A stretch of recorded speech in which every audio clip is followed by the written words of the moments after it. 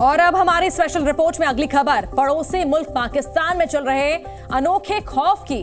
पाकिस्तान की संसद में जूता चोर घुस गए हैं। शुक्रवार को पाकिस्तान की संसद से 1 दर्जन से ज्यादा जूते चोरी हो गए। जिस संसद को पूरे पाकिस्तान में सबसे सुरक्षित जगह माना जाता है, जहां बाहरी आदमी घुस भी नहीं सकता, आखिर उस पाकिस्तानी संसद में जूते कैसे चोरी हो गए? और सबसे बड़ी बात, किसने चोरी किए ये जूते? क्या है संसद में जूता चोरों के खौफ का पूरा मामला? देखिए पाकिस्तान की मजेदार रिपोर्ट। पाकिस्तान की संसद में जूते चोर कहां से आ गए? जहां जाते हैं पाकिस्तान के पीएम, जहां बैठते हैं पाकिस्तान के मंत्री, वहां मस्जिद से किसने चुरा लिए जूते? यह है पाकिस्तान की संसद। यहां से पाकिस्तान चलता है, इसी जगह से कानून बनते हैं। लेकिन पाकिस्तान की संसद के अंदर जूते चोर घुस चुके हैं। जूते चोरों की नजर संसद के अंदर आने वाले लोगों के महंगे महंगे जूतों पर है। पाकिस्तान की संसद के अंदर जामिया मस्जिद है, जिसमें पाकिस्तान के सांसद, सुरक्षा कर्मी और पत्रकार नमाज पढ़ने के लिए जाते हैं। शुक्रवार को जुमे की नमाज पढ़ने के दौरान सैकड़ों लोग मस्जिद के बाहर अपने कीमती जूते उतारकर नमाज अदा करने गए थे।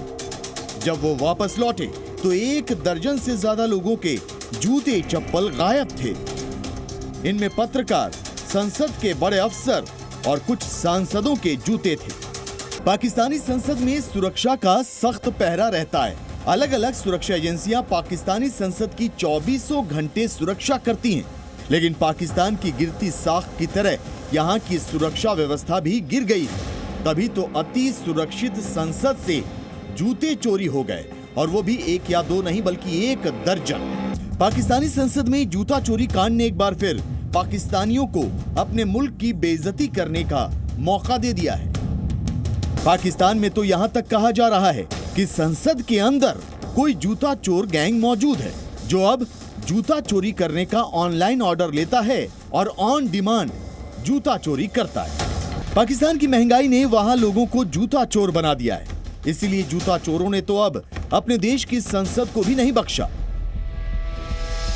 सवाल यह है कि क्या जूता चोरी करने में संसद की सुरक्षा में लगे जवान शामिल हैं? क्या पाकिस्तान के ही किसी सांसद या मंत्री ने ही पत्रकारों और अधिकारियों के जूते नहीं चुराए?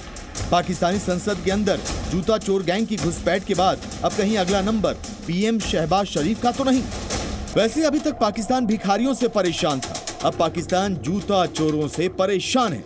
पाकिस्तान के रक्षा मंत्री ख्वाजा आसिफ ने संसद में जूता चोरी के पीछे भिखारी माफियाओं का हाथ होने की आशंका जताई है। ख्वाजा आसिफ ने कहा है कि पाकिस्तान में भिखारियों की बढ़ती संख्या चिंता का विषय है। पाकिस्तान में राजनीतिक अस्थिरता के चलते बीते कुछ सालों में वहां की अर्थव्यवस्था चौपट हो गई है, जिसकी वजह से वहां की जनता महंगाई और बेरोजगारी की मार झेल रही है।